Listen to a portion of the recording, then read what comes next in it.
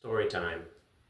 Welcome back to Train the Dragon. This is a space for men who choose strength over shame, discipline over impulse, and Jesus Christ over lust.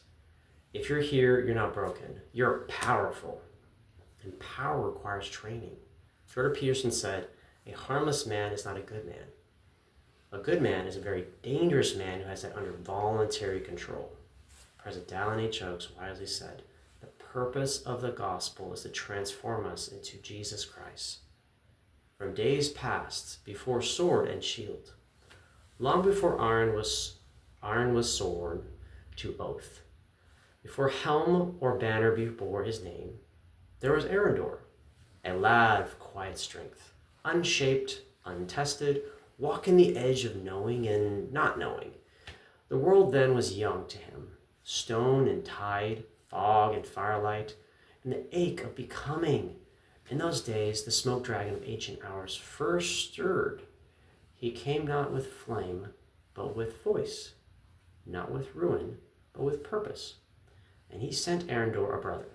The boy was bright-eyed and quick of tongue, learned in hidden arts. His laughter easy, his confidence borrowed.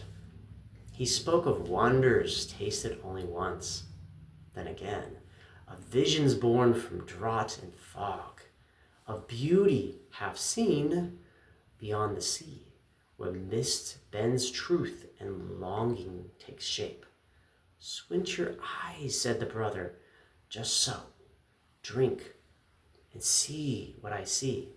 And Arendor, untrained in discernment, saw. Through fog and shimmer came shapes of desire, fair, fleeting, radiant, never whole, never still. They vanished when looked upon too long, and returned when summoned by want alone. "Keep this secret," whispered the brother. "Those who teach the night code would name this bondage, not freedom." Yet Arendor had not learned the code, only the hunger beneath the ribs, only the loneliness of a boy not yet called. Years passed, the brother faded, but the secret remained. Arendor learned to brew the draught himself, to wander alone by the sea's edge, to call forth images shaped by thought and ache. And each time, the fog grew thicker, the visions louder, the silence afterwards colder. Then from behind him, a voice older than stone spoke gently. "Do not fear. I am the one who helps you see. Say only this: I will be your God." Thus revealing himself, the smoke dragon, ancient, cunning, unbound by flesh, he mocked the unseen night of legends, dismissed light as a burden, and offered ease in place of truth. "Men will disappoint you," said the dragon. "Women will wound you, but I will never demand, only delight." And for a time, Arendor listened, yet the cost was always the same: emptiness where fire should be, cold where purpose once stood. The dragon never forced, he only waited, until Arendor fell by his own choosing. Ash followed.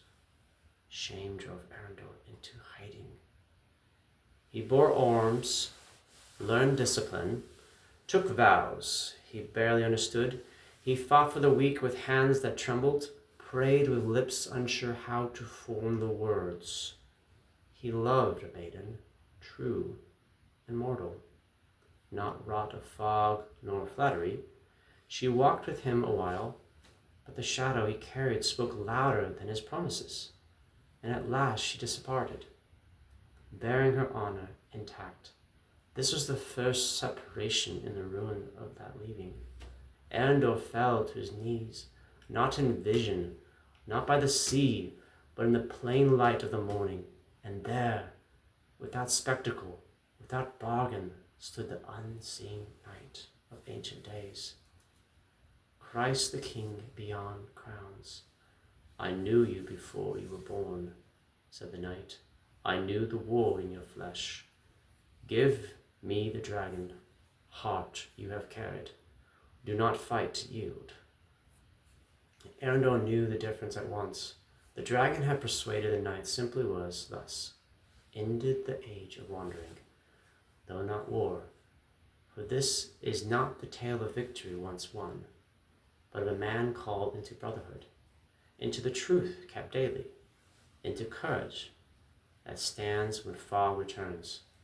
And so the saga turns towards oath, towards fire trained, towards steel beside steel. For even when smoke rises again, the light once seen is not forgotten. And remember, you were never meant to kill the dragon, just to train it.